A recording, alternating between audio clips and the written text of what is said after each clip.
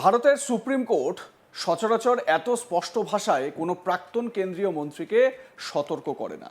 ভবঘুরে কুকুর সংক্রান্ত মামলায় আদালতের পর্যবেক্ষণ নিয়ে প্রকাশ্যে সমালোচনা করে সেই বিরল পরিস্থিতি তৈরি করেছেন মানেকা গান্ধী। আদালতের জবাবও ততটাই স্পষ্ট, তীক্ষ্ণ এবং তাৎপর্যপূর্ণ। দেশের শীর্ষ আদালত জানিয়েছে, আপনার বক্তব্য আদালত অবমাননার শামিল, তবু আমরা ব্যবস্থা নিইনি, এটাই আমাদের মহানুভবতা। এই একটি বাক্য শুধু মানেকা গান্ধীর উদ্দেশ্যে বলা হয়নি। এই বাক্যটি আসলে রাষ্ট্র, প্রশাসন, অ্যাক্টিভিজম এবং দায়িত্বহীন মানবিকতার নামে দীর্ঘদিন চলতে থাকা এক ধরনের নৈরাজ্যের বিরুদ্ধে সুপ্রিম কোর্টের সতর্কবার্তা। মনে করছেন অনেক বিশেষজ্ঞই এরকম। প্রশ্নটা কুকুর বনাম মানুষ নয়, ভবঘুরে কুকুর ইস্যুকে দীর্ঘদিন ধরে এমনভাবে উপস্থাপন করা হয়েছে যেন এটি পশুপ্রেমী বনাম মানব স্বার্থের দ্বন্দ্ব। এই বিভাজনটি ইচ্ছাকৃত এবং বিপজ্জনক, কারণ এতে প্রকৃত সমস্যাটি আড়াল হয়ে যায়। সুপ্রিম কোর্ট ঠিক সেই জায়গাতেই আঘাত করেছে। এই মামলা কুকুরদের বিরুদ্ধে নয়, এই মামলা পশুদের মেরে ফেলার পক্ষে নয়, এই মামলা মানবিকতার বিরুদ্ধেও নয়, এই মামলা রাষ্ট্রীয় ব্যর্থতার বিরুদ্ধে। শিশু কামড়ে আহত হচ্ছে, বৃদ্ধ মানুষ রাস্তায় ভয় নিয়ে হাঁটছেন, র্যাবিসে মৃত্যু হচ্ছে, এগুলো আবেগ নয়, এগুলো তথ্য। আর এই তথ্যের দায় এড়ানো যায় না। ৭৫ বছরের ব্যর্থতার হিসেব কে দেবে? বিচারপতি বিক্রম নাথ যখন বলেন ৭৫ বছর ধরে রাজ্য কিছুই করেনি, তখন সেটি কোনো অতিরঞ্জন নয় বা অতিরঞ্জিত কোনো বক্তব্য নয়, এটি একটি নির্মম বাস্তবতার স্বীকারোক্তি। দেশে অ্যানিম্যাল বার্থ কন্ট্রোল রুলস আছে, র্যাবিস নির্মূলের জাতীয় পরিকল্পনা আছে, পুরসভা, পঞ্চায়েত, স্বাস্থ্য দপ্তর সবই আছে, কিন্তু কাজ নেই, সমন্বয় নেই, জবাবদিহি নেই। এই শূন্যতার মধ্যেই জন্ম নিয়েছে আজকের এই সংকট। বিষয়টিকে এমনভাবে তুলে ধরা হচ্ছে যেন মানবিকতার নামে দায়হীনতা। পশুদের খাওয়ানো কি অপরাধ? না, একদমই না। পশুদের প্রতি সহানুভূতি কি অমানবিক? একদমই না।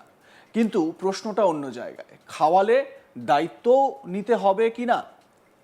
সুপ্রিম কোর্টের প্রশ্ন এখানেই সবচেয়ে অস্বস্তিকর। আদালত বলেছে, আপনি যদি কুকুরদের রক্ষা করতে চান তাহলে তাদের আপনার ক্যাম্পাসে রাখুন, নিজের জায়গায় রাখুন, এখানে কোনো নিষ্ঠুরতা নেই, এখানে আছে দায়বদ্ধতার দাবি। মানেকা গান্ধী পশু অধিকার আন্দোলনের পরিচিত মুখ, কিন্তু তিনি একই সঙ্গে একজন প্রাক্তন কেন্দ্রীয় মন্ত্রীও। তার বক্তব্য তাই ব্যক্তিগত মতামত নয়, তা জনজীবনে প্রভাব ফেলে। আদালতের পর্যবেক্ষণ নিয়ে প্রকাশ্যে প্রশ্ন তোলা গণতন্ত্রে নিষিদ্ধ নয়, কিন্তু সেই সমালোচনা যদি আদালতের মর্যাদা ক্ষুণ্ণ করে, বিচার ব্যবস্থার উদ্দেশ্য নিয়ে সন্দেহ ছড়ায়, তখন সেটি আর মত প্রকাশ থাকে না, তা হয়ে ওঠে আদালত অবমাননা। সুপ্রিম কোর্ট এই সীমারেখাটি টেনে দিয়েছে। মহানুভবতা শব্দটির গভীর তাৎপর্য। বিচারপতি নাথ যখন বলেন, আমরা ব্যবস্থা নিইনি, এটাই আমাদের মহানুভবতা, তখন সেটি কোনো আত্মপ্রশংসা নয়, এটি এক ধরনের সতর্কতা। এর অর্থ, আদালত চাইলে কঠোর ব্যবস্থা নিতে পারে, আদালত চাইলে নজির তৈরি করতে পারে, কিন্তু আদালত এখনো সংযম দেখাচ্ছে। এই সংযমকে দুর্বলতা ভাবা মারাত্মক ভুল। আদালতে আজমল কাসবের প্রসঙ্গ টানা স্বাভাবিকভাবেই বিতর্কিত, কিন্তু বার্তাটি স্পষ্ট। অপরাধের ভয়াবহতা নয়, আদালতের প্রতি আচরণই এখানে বিচার্য। একজন দণ্ডিত জিহাদি যদি আদালত অবমাননা না করে অথচ একজন প্রাক্তন মন্ত্রী করেন, তাহলে প্রশ্নটা গুরুতর। এটি ব্যক্তি আক্রমণ নয়, এটি সাংবিধানিক শালীনতার প্রশ্ন। আদালতের শুনানি লাইভ সম্প্রচারিত হয়, প্রতিটি মন্তব্য মুহূর্তে ভাইরাল হয়। এই বাস্তবতায় বিচারপতি, আইনজীবী এবং জনপরিচিত ব্যক্তিদের দায়িত্ব বহুগুণ বেড়েছে। আদালত নিজেই বলেছে, আমরা অনেক কিছু বলছি না, এই বাক্যের অর্থ একটাই, আমাদের সংযম আছে, কিন্তু সীমা আছে। এই পুরো বিতর্কে একটি পক্ষ আশ্চর্যজনকভাবে নীরব। কোন পক্ষ? প্রশাসন, অ্যাডমিনিস্ট্রেশন। পুরসভা কোথায়? রাজ্য সরকার কি করছে? স্বাস্থ্য দপ্তরের ভূমিকা কি? এই প্রশ্নগুলোর উত্তর না থাকাতেই আদালতকে কঠোর হতে হচ্ছে। আদালতের সবচেয়ে গুরুত্বপূর্ণ প্রশ্নটি ছিল, মন্ত্রী থাকাকালীন মানেকা গান্ধীর অবদান কি ছিল? এই প্রশ্নটি আসলে সবার উদ্দেশ্যেই। যারা ক্ষমতায় ছিলেন তারা কি করেছেন, যারা নীতি বানিয়েছেন তারা বাস্তবে কি করেছেন। আজ যদি সেই প্রশ্নের উত্তর না থাকে, তবে শুধু আদালতকে দোষারোপ করলেই দায় ফেলে দেওয়া যায় না বা দায় ঠেলে দেওয়া যায় না। সংবিধানের অনুচ্ছেদ অনুযায়ী মানুষের জীবনের অধিকার নিশ্চিত করে এই আর্টিকেল 21। সেই অধিকারের মধ্যে নিরাপত্তাও পড়ে। যদি রাষ্ট্র সেই নিরাপত্তা দিতে ব্যর্থ হয়, যদি রাস্তায় হাঁটাও ঝুঁকিপূর্ণ হয়ে ওঠে, তবে আদালত নীরব থাকতে পারে না। সুপ্রিম কোর্ট ঠিক সেটাই করেছে। কোনো পশু বিরোধী অবস্থান এটি একেবারেই নয়, এটি কোনো মানবিকতার বিরুদ্ধেও নয়, এটি দায়িত্বহীনতার বিরুদ্ধে, এটি প্রশাসনিক গাফিলতির বিরুদ্ধে, এটি মানব জীবনের অবমূল্যায়নের বিরুদ্ধে। মানেকা গান্ধীর বিরুদ্ধে এখনো কোনো মামলা হয়নি, কিন্তু আদালতের বার্তা ধৈর্যেরও একটা সীমা আছে।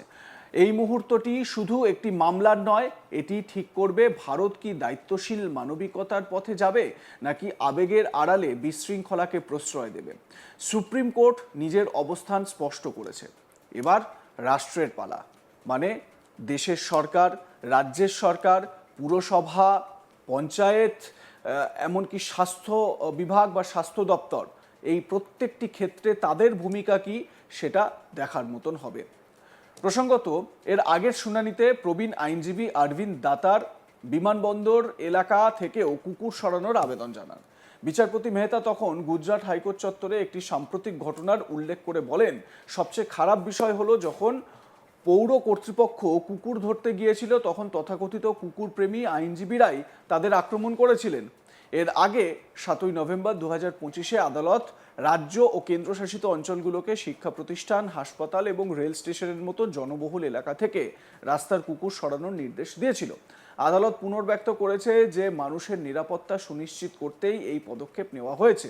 এ বিষয়ে কুকুরপ্রেমী বন্দনা জৈন জানান, যদি কোনো শিশুকে কুকুর কামড়ায় তবে এর প্রধান দোষী হলো পৌরসভা, যারা অ্যানিমাল বার্থ কন্ট্রোল রুলস 2023-কে প্রহসনে পরিণত করেছে।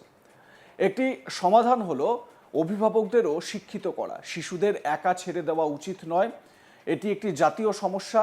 এর সমাধানে জনসাধারণ ও কর্তৃপক্ষকে একসঙ্গে কাজ করতে হবে। আরেক কুকুরপ্রেমী জসমিত জানান, আমি 350টি কুকুরকে খাওয়াই, এটাই আমার সেবা কর্ম। আমার কোনো আশ্রয় কেন্দ্র বা অ্যাম্বুলেন্স নেই। আমার পরিবার আমাকে যে গাড়িটি দিয়েছে তাতেই আমি কুকুরদের উদ্ধার করি। আমরা সেই কাজ করছি যা সরকারের করা উচিত। আমি যদি এই কাজ বন্ধ করে দিই তাহলেই আসল বাস্তবটা বোঝা যাবে। আমার সবকটি বা 350টি কুকুরেরই বন্ধ্যাত্বকরণ ও টিকাদান করা হয়েছে।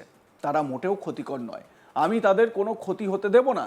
আমি সরকারের কাছে মিনতি করছি, অনুগ্রহ করে ন্যায় বিচার করুন। তারা কেন বুঝতে পারে না যে এই কুকুরগুলো আমাদের মতোই একই ব্যথা ও কষ্ট অনুভব করে? তাদের কাছে এমন কি আছে যা আপনারা কেড়ে নিতে চান? সরকার কি চায় আমি বুঝতে পারছি না। আপনাদের মতামত কি এ বিষয়ে? লাইক, কমেন্ট, শেয়ার করে জানাতে ভুলবেন না। দেখতে থাকুন আজ তাক বাংলা। সাবস্ক্রাইব করুন আমাদের ইউটিউব চ্যানেলটি, বেল আইকন প্রেস করুন নোটিফিকেশন পেতে।